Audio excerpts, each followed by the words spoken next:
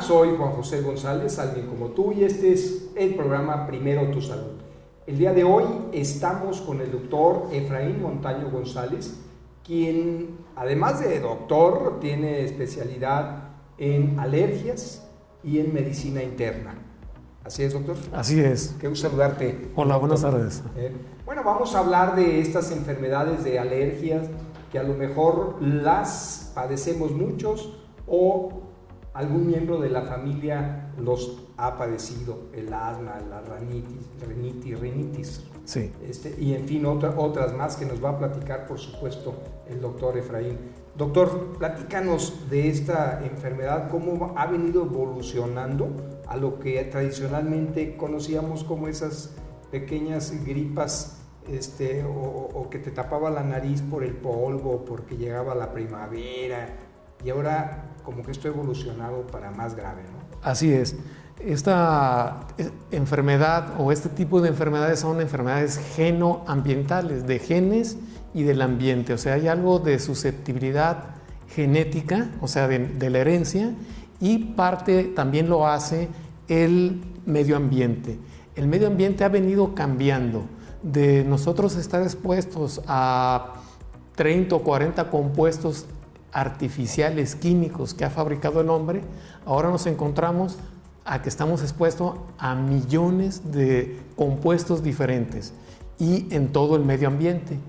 Esto hace que el cuerpo trate de defenderse, pero las personas que tienen una susceptibilidad genética desarrollan alergias y eso cada vez es más común. Fíjate que lo vemos casi a diario en la consulta, ¿no? En la consulta, sí. Estos niños que empiezan a generar síntomas a veces difíciles de asma y que, pues bueno, sabemos de casos que pues han llevado a la muerte, ¿no? Por no tener en ese momento su broncoaspirador, en fin. Esta parte del asma, platícanos más o menos cómo va evolucionando. Sí, el asma ha venido incrementándose precisamente por la contaminación, pero también desde temprana edad lo hemos empezado a ver. Generalmente son niños tosedores crónicos, tosedores nocturnos, que le revisan la garganta, no tiene nada, le revisan la nariz, no tiene nada, y sin embargo en la noche empiezan a toser, les falta el aire o tienen comezón en la nariz, se están rascando los ojos o haciendo muecas, y eso es más que la comezón que ellos sienten o se están rascando en la piel. Eso es lo que nos va haciendo que identifiquemos a esos pacientes como alérgicos, y sin embargo muchas veces los pasamos por alto y son niños que se están ahogando. Nosotros podemos pasar sin comer 60 días, sin tomar agua unos 3, 4, 7 días, pero sin respirar, en 5 minutos si no respiramos nos ahogamos. Y eso es la causa por la cual viene un broncoespasmo, o sea, se cierran los bronquios, el niño no puede respirar e inclusive puede fallecer. Entonces este problema no necesariamente es para el neumólogo, o sea, cuando existe, porque luego pensamos que es un problema de vías respiratorias, ¿no? Así Como es. tú lo comentas, un broncoespasmo, pues, pensamos que son parte de las bronquitis y que los bronquios y que hay que atenderlo con el especialista de los pulmones. en la parte de los pulmones, pero no, más bien es esta parte de la inmunología enfocado a la parte alérgica, ¿no? Sí, voy de acuerdo. El neumólogo forma parte del equipo para manejar el asma, pero hay que entender que se tardaron bastantes años para reconocer que el asma es una enfermedad inflamatoria. Antes lo concebíamos nomás como que se abre y se cierran los bronquios. Eso lo entendíamos antes, pero últimamente vimos que el asma es un fenómeno inflamatorio de tipo alérgico principalmente, y el neumólogo lo maneja y también el alergólogo.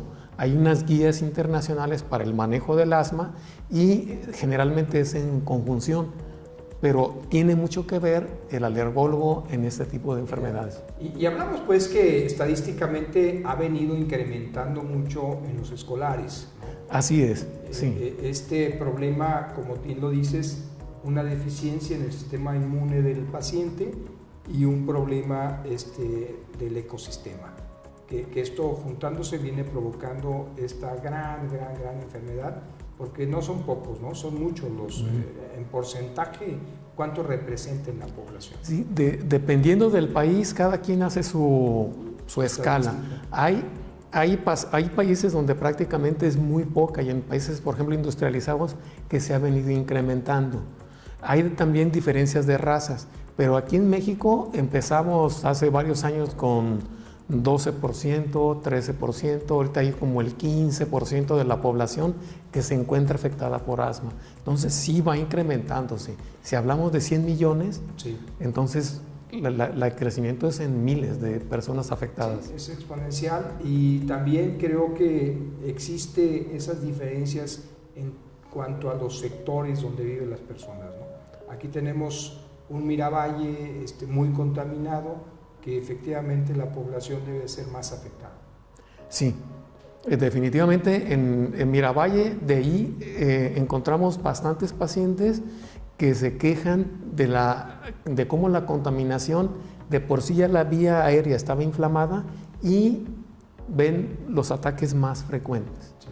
Bueno, el doctor Efraín Montaño González, él es especialista alergólogo, está en el Centro Médico Nacional de Occidente del IMSS. Así. Y bueno, pues para llegar a esta especialidad, estábamos viendo la literatura, doctor, pues que se avientan cerca de 11 años estudiando. Así es, sí, tenemos que hacer la carrera de medicina, que son aproximadamente 6 años.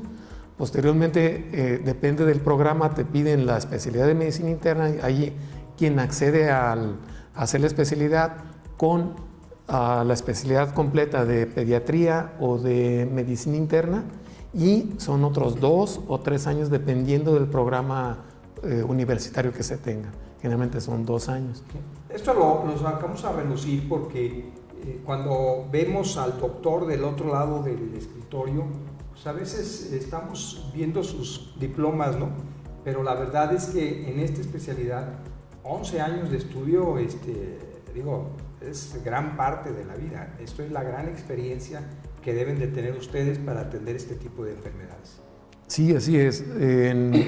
Inclusive para hacer las pruebas a los pacientes que son alérgicos implica un gran riesgo. En el consultorio debemos de tener un carro rojo para poder hacer las pruebas en caso de que haya o exista alguna reacción anafiláctica, porque es como tentar al diablo, es lo que yo siempre digo. Si soy alérgico y me pongo mal con alguna sustancia que soy alérgico, y al hacerle las pruebas, aunque es muy controlado, se pueden poner bastante mal los pacientes. Entonces, bueno, estas de las pruebas o las vacunas, ¿no? Para poder determinar a qué somos alérgicos. Bueno, pues ¿cuántas son? ¿80 o cuántas? Se hacen generalmente con los alergenos más comunes. Son cerca de 80 piquetitos que se ponen en la piel. Alergenos llamamos a cualquier sustancia que provoque alergia. Sí, ahí me hicieron, yo creo que llegué como a una tercera parte, ya no dejé que me picaran más, a todo era alérgico. Dije, bueno, pues ya de algo me voy a morir mientras no sea de parto, ¿verdad? Pero exacto, bueno, no, pues difícilmente. todo es alérgico. Pero sí, eso me llama la atención porque efectivamente la calidad de vida es otra. Sí. Y cómo hay que trabajar a esos pacientes para elevarle esa calidad de vida, porque luego el pobre niño que no se moje, que no vaya al césped, que no le dé el aire, el polvo, y bueno, pues eso no es calidad de vida. Exactamente. Generalmente yo lo manejo como un pilar, 3 pilares. Uno es el control ambiental, que a veces es imposible. Yo le digo a los familiares, mire, mantenga su casa lo más libre de polvo. Si quiere barrer el resto de la ciudad de Guadalajara, adelante, ¿verdad? Pero es imposible. Entonces, el control ambiental. El segundo es con tratamiento médico. El tratamiento médico implica el manejo de 3 a 4 medicamentos diarios para el control de síntomas. Y la inmunoterapia. La inmunoterapia consiste en saber a qué es la persona alérgica y entonces en pequeñas dosis irle incrementando la dosis para que haga tolerancia primero y sus células inflamatorias cambien de posición de hipersensibilidad a tolerancia, es en términos prácticos para decirlo. La inmunoterapia tiene más de 100 años y ha soportado la prueba del tiempo y ha soportado actualmente pruebas científicas y principalmente de medicina basada en evidencia. O sea, no es como la homeopatía, no es como el mitridatismo. Si ustedes se acuerdan, el mitridatismo era un rey que vivía allá en la antigua Grecia y Roma en aquella época, que para que no lo envenenaran empezaba a tomar dosis pequeñas de todos los venenos conocidos. Llegó el día que lo atraparon y como no podía morir con venenos, que él mismo se había hecho inmune, teóricamente, así es la historia, hizo que su esclavo le encajara la espada. Entonces, eso es mitridatismo, eso no es. Y tampoco es homeopatía, es inmunoterapia. Inducir la hiposensibilización y la tolerancia a los alergenos. Como habíamos dicho, son cualquier sustancia que exista en el universo que provoque alergia. Muy bien. A ver, y luego en casa, doctor, nos pasa en algunas ocasiones, si usted no está viendo, haga la prueba. Está el rayo de luz en la ventana, le pegas a la almohada y salen muchas cosillas. Partículas. Por ahí, que dicen que son parte de toda esta alergia a veces que nos da. Así es. Los íconos o como los ácaros. Los ácaros. Sí, son los más comunes y los más conocidos que provocan alergia. De tal manera que si ustedes, como dice el doctor Juan José, ven a través de la luz y van a ver un montonal de partículas flotando en el aire. Si eso lo trasladamos hacia el medio ambiente, hacia la ciudad, en un ambiente urbano, hay partículas suspendidas, pero no solo de ácaro. Hay de hongos, de mohos, partículas fecales, restos de cadáveres, vegetales y el mismo ácaro. Entonces, todo eso lo estamos inhalando. Cada vez que nuestra nariz o nuestras vías aéreas entran en contacto con eso, se inflaman y es cuando tenemos esas molestias. Y hablando del ácaro, dentro de la casa hay que tener la casa lo más limpio posible, libre de polvo. Evitar las almohadas de plumas, porque el ácaro se mantiene de la queratina que tenemos en el cabello, la queratina que tenemos en la piel, que cuando se va descamando, el ácaro es un parásito micro que le hace falta con 2 o 3 partículas celulares, cuando se alimenta y es suficiente. Luego dice uno, mato al ácaro, lo destruyo con insecticidas, con sustancias acaricidas, pero el resultado es que aún la partícula, ya el cadáver, el resto de la patita, la cabeza, el ala, también puede provocar alergia. Sí, o sea, viene el aire, te lo vuelves a... Y lo vuelve uno a inhalar, aunque ya esté muerto.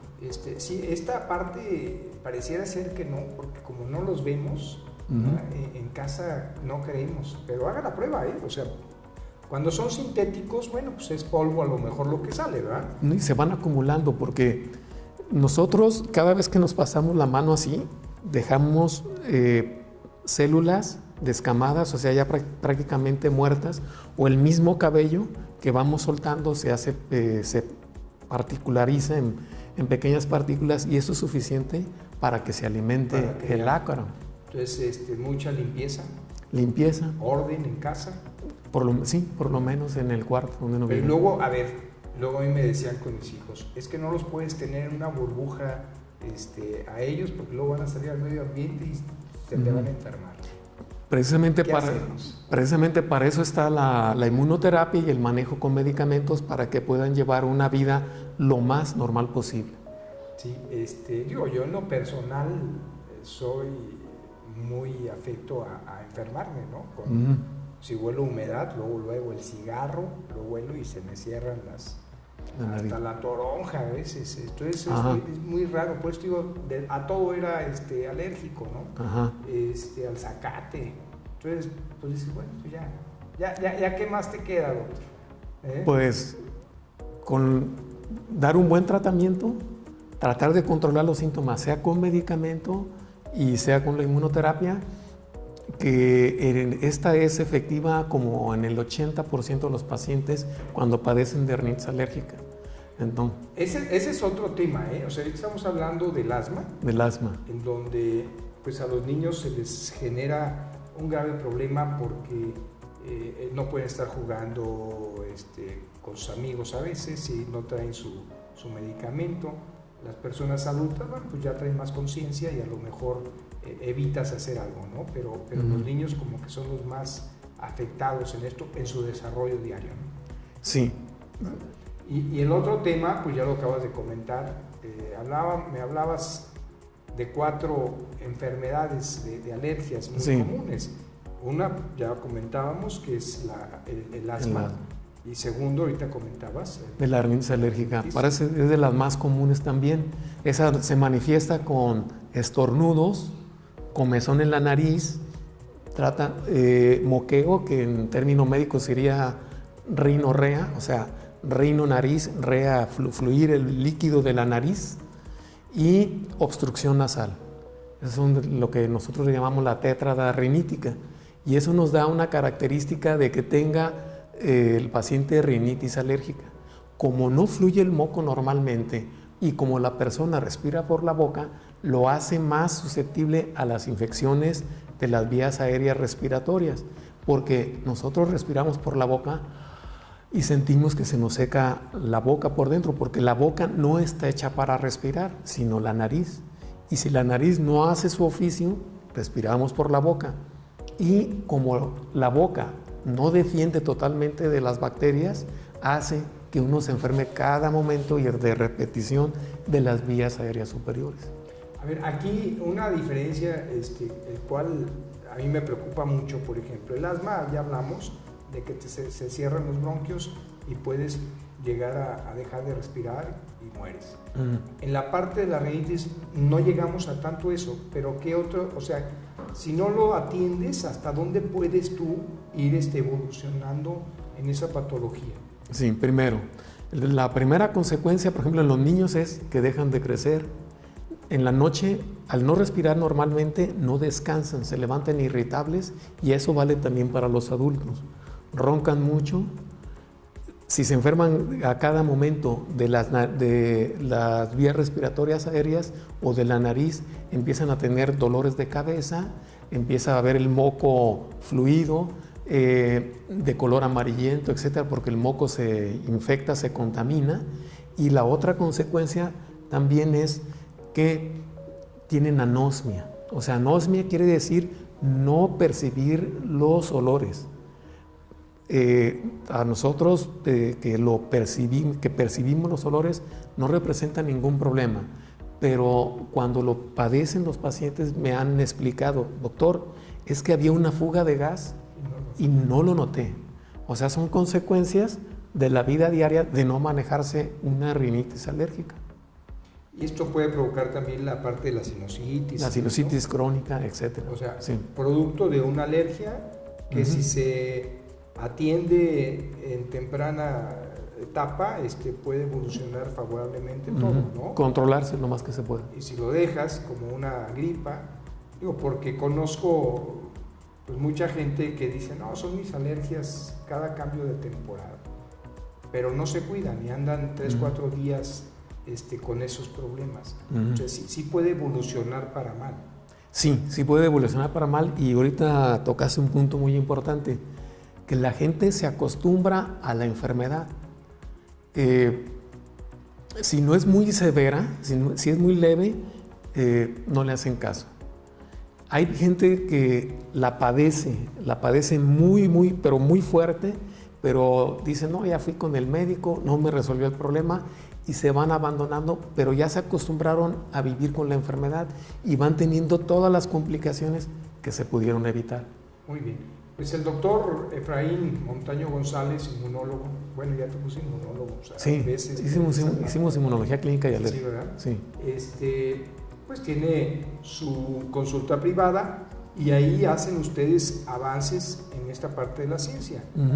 Nos gustaría, se nos acaba un poco el tiempo, pero darle un poquito como la entrada, y te vamos a volver a invitar para tocar ya específicamente este tipo de investigación científica que hace. Sí, exactamente. Nosotros en nuestro consultorio hacemos proyectos de investigación clínica en concordancia con la industria farmacéutica para poder encontrar la mejor manera y más segura de la aplicación de nuevos medicamentos.